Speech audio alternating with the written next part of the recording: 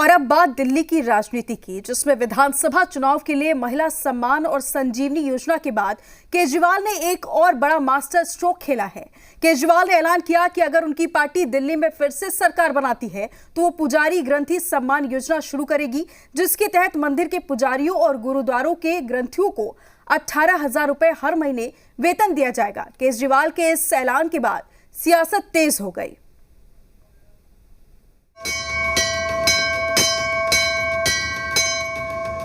पुजारियों को और गुरुद्वारे में ग्रंथियों को लगभग 18,000 रुपये महीना इनको सम्मान राशि दी जाएगी।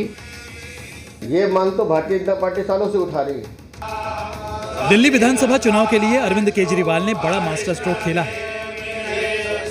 महिला सम्मान और संजीवनी योजना के बाद अब केजरीवाल ने पुजारी सम्मान योजना का ऐलान कर दिया। मगर आपके इस ऐलान पर एक बार फिर सियासी घमासान छिड़ गया है। सबसे पहले अरविंद केजरीवाल का ये बड़ा ऐलान सुनिए। इस योजना के जरिए हम इसे मैं वेतन या तनख्वाह नहीं कहूँगा, एक तरह से इनका सम्मान करने के लिए इसकी घोषणा कर रहे हैं कि लगभग 18,000 रुपये महीना इनको सम्मान राशि दी जाएगी हमारी सरकार बनने पर। दिल्ली विधानसभा चुनाव में वोटर्स को लुभाने के लिए आम आदमी पार्टी ने इस योजना का नाम पुजारी ग्रंथी सम्मान रखा है। इसका लाभ मंदिरों के पुजारियों और गुरुद्वारों के ग्रंथियों को मिलेगा। इस योजना के तहत हर महीने 18,000 रुपए दिए जाएंगे। इस योजना के लिए 31 दिसंबर से रजिस्ट्रेशन शुरू होगा और ये रजिस्ट्रेशन कनॉट प्लेस के हनुमान मंदिर में शुरू होगा।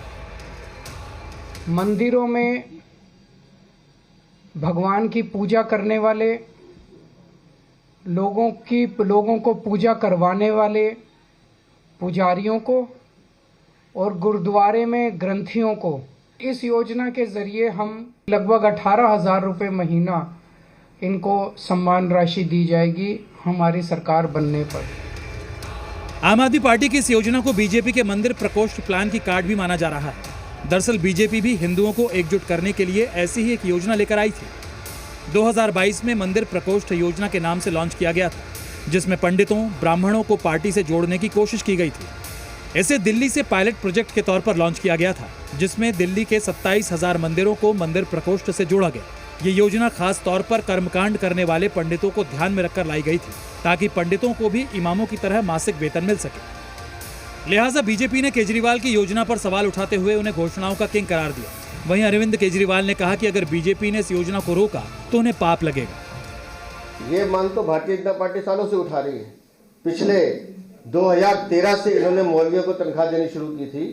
अब तक 58 करोड़ 30 लाख कितने हजार है 90,000 रुपये दे चुके हैं। तो अब मंदिर के पुजारी ये पूछेंगे 2013 से लेकर आज 2024 तक तुम्हें हम पंडितों और ग्रंथियों की याद क्यों नहीं आई। पैसे की कमी नहीं होने देंगे।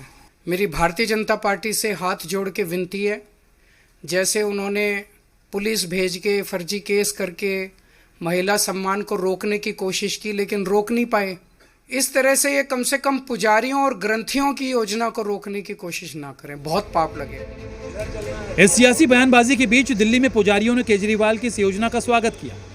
वहीं इस ऐलान के बाद दिल्ली के पुजारियों का समूह अरविंद केजरीवाल से मिलने उनके घर भी पहुंचा। प्रकार से अन्य लोगों को भी सहायता राशि देते हैं, उसी प्रकार से जो है ब्राह्मणों को मंदिरों में गुरुद्वारों में है ना, इन सबको भी सहायता देंगे।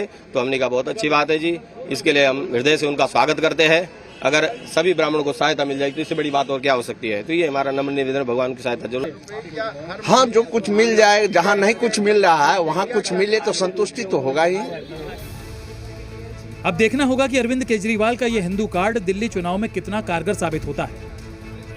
दिल्ली से राहुल मिश्रा और वरुण भसीन के साथ ब्यूरो रिपोर्ट, जी मीडिया।